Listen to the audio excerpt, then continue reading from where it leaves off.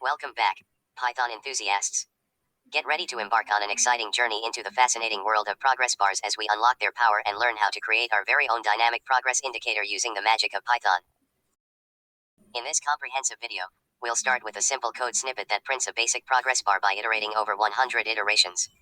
However, since the progress bar may not be easily visible at first glance, we'll delve into the art of slowing down the progress to provide a more realistic demonstration.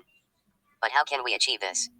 By introducing the time.sleep function from Python's built-in time module, we'll add a slight delay to simulate a process that takes time to complete.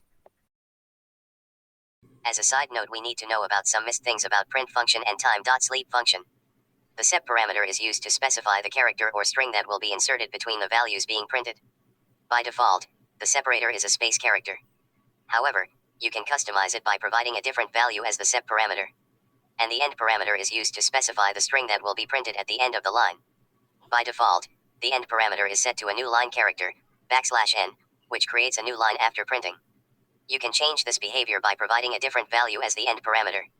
These parameters allow you to customize the output format of the print function and control how the values are separated and displayed on the screen. But wait, can't we make our progress bar even more user-friendly and informative?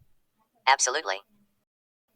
Join me as we define the update_progress_bar function, which will dynamically update the progress bar on each iteration.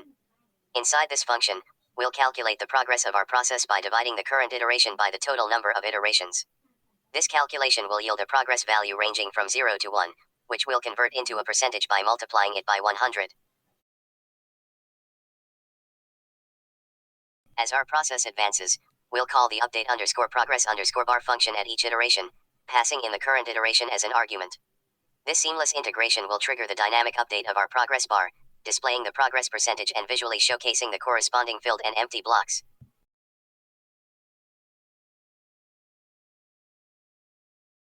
To bring our progress bar to life, we'll define the length of the progress bar and select the characters that represent filled and empty blocks. Leveraging the progress value, we'll determine the number of filled blocks based on the progress bar's length and fill the remaining blocks with empty characters, creating a visually appealing representation. Finally, as our process reaches completion, we'll display a triumphant completion message, signifying the successful execution of our task. As a side note, to show an abstract message like a progress bar in Python, you can utilize the TQDM library, which provides an easy and elegant way to display progress bars and other status messages in command line interfaces. If you found this video on creating progress bars in Python informative and engaging, be sure to give it a like and subscribe to my channel for more insightful content on the Python programming stack. Stay tuned for exciting tutorials, tips, and tricks that will take your Python skills to the next level.